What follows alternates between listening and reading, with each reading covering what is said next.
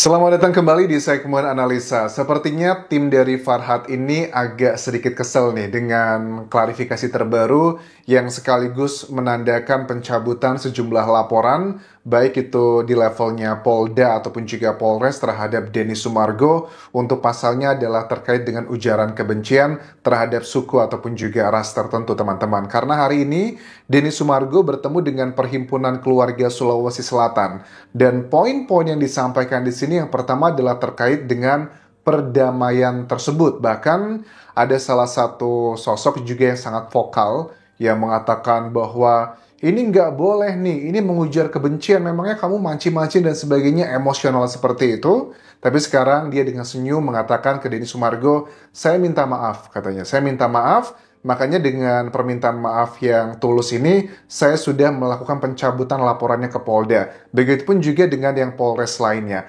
Poinnya yang pertama disampaikan begini adalah, menurut Denny Sumargo, kita semua adalah saudara. Saya sangat menyayangkan isu ini dikembangkan dan di-framing untuk membuat masalah, seolah-olah saya itu menyebarkan kebencian terhadap suku tertentu, teman-teman. Saya sudah mendapatkan nasihat dari para tetua ini, dari Perhimpunan Keluarga Sulawesi Selatan.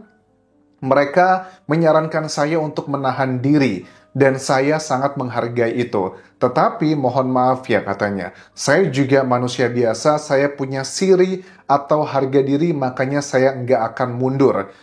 Kemudian pada saat yang melaporkan tersebut bilang minta maaf ke Densu, kemudian salaman dan mengatakan sudah dicabut laporannya. Ya, dia bilang begini, kita itu orang Makassar, katanya. Kalau ada masalah itu diselesaikan di depan, tidak di belakang. Begitupun juga sama waktu saya datang ke rumahnya Farhad Abbas. Saya itu sudah ketemu langsung dengan dia, dan saya mengatakan juga setelah selesai dari kunjungan saya itu ya, saya mengatakan kita udah selesai, masalah nggak ada apa-apa. Tapi kan ternyata di belakangnya tidak seperti itu. Ini sekaligus menjurus ke sana begitu. Terus dia mengatakan bahwa saya tidak menyerang. Mungkin belum, tapi kalau beliau masih bersikeras, jangan salahkan saya kalau saya akan melarang. Kemudian dia mengatakan juga, saya tidak menabur permusuhan.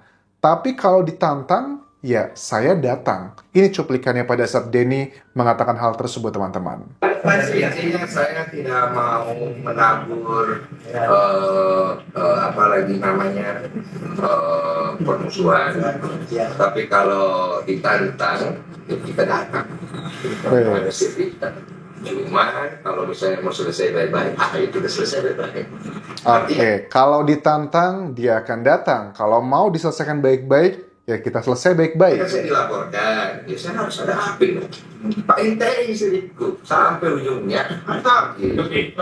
Jadi dia tetap fokus pada pendirian pertama bahwa memang kasus ini bukanlah tentang ujaran kebencian ya. Kan di salah satu pasal yang dilaporkan oleh timnya Farhad adalah katanya Denny Sumargo ini kayak mengadu domba antara suku tertentu, dua suku tersebut, dan dikatakan nggak seperti itu. Ada salah satu poin yang dikatakan bahwa gara-gara perbuatan tertentu, misalnya ngebuat kedua suku tersebut saling perang, saling ejek, efeknya adalah seperti itu salah satunya. Tapi kan ternyata nggak ada tuh yang ngerasa seperti itu.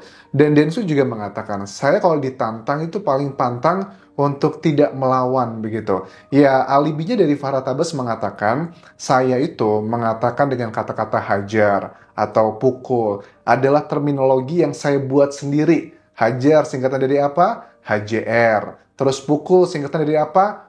PKL, yang katanya pembela kaum lemah. Kalau HJR itu hukum jamin rakyat. Tetapi kan ini sebuah alasan yang nggak masuk akal. Tidak diterima dari sisi akademik ataupun common sense. Dari sisi akademik, sejak kapan singkatan PKL dibacanya pukul? Sejak kapan singkatan HJR dibacanya hajar? Itu dari sisi akademik nggak ada. Sisi common sense juga nggak ada. Orang nggak ngomong seperti itu gitu. Kecuali ini sudah menjadi bahasa slang, bahasa yang bukan yang EYD, tapi sudah diketahui banyak orang, itu make sense. Itu ngomongin secara parsial, ngomongin secara konteks yang diomongkan Farhad. Misalnya, kalau aku nggak salah ingat, ada salah satu komentarnya, itu si Densu, kalau dia nggak sopan sama saya, nanti saya hajar gitu kan ya. Hajar itu saya hukum jamin rakyat. Hah? Saya hukum jamin rakyat Densu. Kan nggak masuk akal konteksnya. Jadi kesannya adalah ya dari pihaknya Farhad ini mencari-cari masalah aja.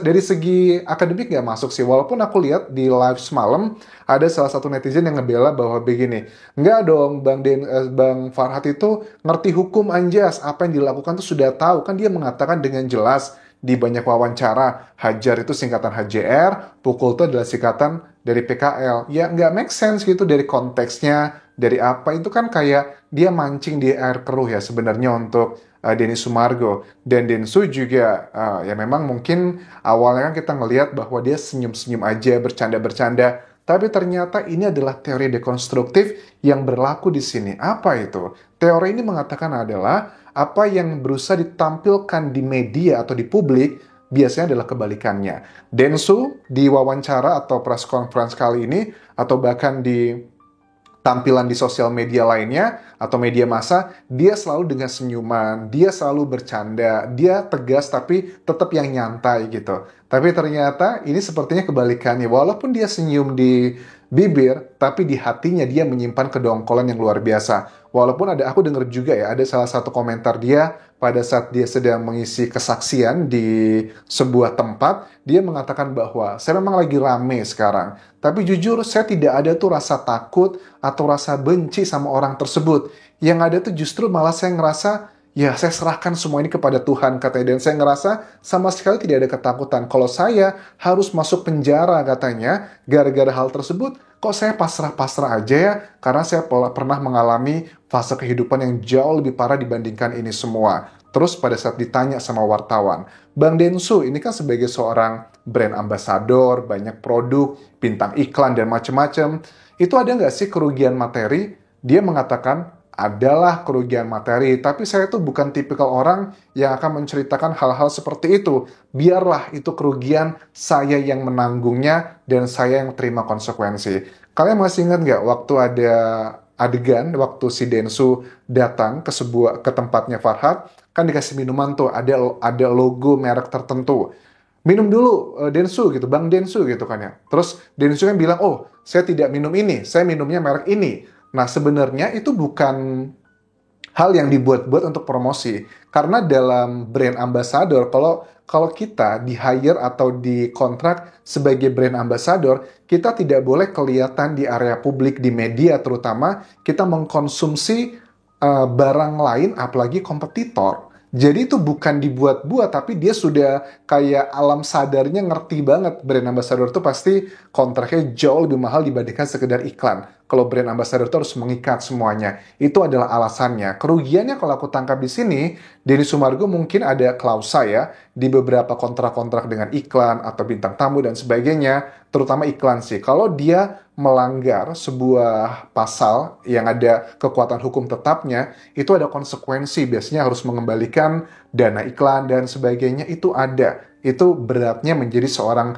bintang iklan ataupun juga brand ambassador karena ada konsekuensi yang ini akan ada dia tanggung ke depannya kalau dia melanggar hal-hal yang sifatnya sudah ada kekuatan hukum tetap, terlepas dia benar atau enggak. Karena kan kalian tahu ya, dalam dunia hukum di Indonesia itu kan putusan ingkrah itu ya memang harus dihormati secara hukum, tetapi apakah itu peristiwa sebenarnya atau tidak, itu kan beda lagi ceritanya. Pada saat ada ketua umum dari Perhimpunan Keluarga Sulawesi Selatan ini juga menegaskan kesannya bahwa kalau yang ada laporan-laporan buat Densu yang indikasinya dia itu terprovokasi, dugaannya adalah oleh oknum tertentu, narasinya untuk framing-framing bahwa Densu menyebar kebencian, itu bagaimana sekarang? Dikatakan di sini bahwa laporannya itu baik di Polda, di Polres, atau dimanapun harus diselesaikan karena setelah Densu minta maaf ke kami anggap permasalahan ini sudah selesai. Wartawan tanya, terus gimana dong Farhad Abbas kalau dia masih kekeh dengan laporannya, bahkan dia membuat narasi-narasi yang lebih hebat lagi, apa yang dilakukan dari Perhimpunan Keluarga Sulawesi Selatan ini? Beliau mengatakan bahwa kalau Farhad masih terus bersuara, itu jelas sangat bertentangan dengan kami. Kalau kamu masih mau dianggap sebagai anggota dari kelompok kami, ya kamu harus ikuti dan dengarkan suara kami. Saya adalah presidennya, begitu. Jadi, kalau sudah tidak mendengarkan presidennya, siapa lagi yang mau didengarkan, gitu. Saya kecewa sama orang-orang, katanya, kalau ada yang mengganggu keharmonisan, kerukunan antar suku. Persoalan pribadi itu lain, nggak ada hubungannya dengan suku. Nah, ini dugaan dari netizen adalah permasalahan dari Densu dan juga Farhad ini yang awalnya terkait dengan perdebatan Agus kan ya, yang Densu ngerasa dengan dia membuat video di wawancara sejumlah media yang bilang bahwa Densu ini lagi mancing Novi, lagi curiga sama dia, makanya dia membuat A, B, C, dan D. Terus dikomentarin sama Densu kata-kata tae gitu kan ya. Densu bilang tae itu bukan berarti kotoran, tapi sebuah ekspresi saya kesel aja sama kamu. Itu secara realnya. Walaupun secara terminologi bisa dibuat-buat, misalnya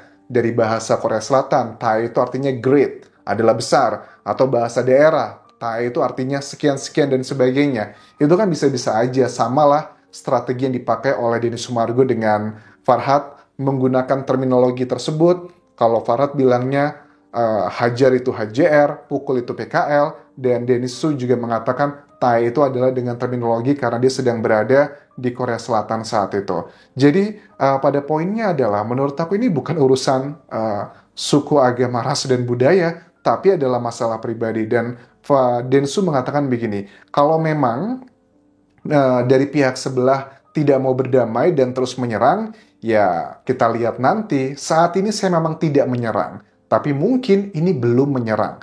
Kita lihat nanti perkembangannya seperti apa, dan dikatakan saya punya siri, saya punya harga diri, saya memang tidak mau menabur permusuhan, tetapi kalau ditantang, saya datang. Wes, mantap sekali kata-katanya di sini.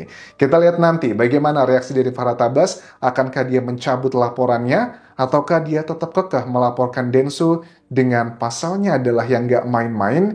Ini ujaran kebencian terhadap suku tertentu yang hukumannya itu di atas 5 tahun penjara, teman-teman. Terima kasih sudah menonton. Sampai ketemu lagi di video berikutnya. Tinggalkan like dan juga komen, subscribe channel YouTube ini, follow Instagram, Facebook pageku, dan juga akun TikTok di Anjasa Semara. Sampai jumpa.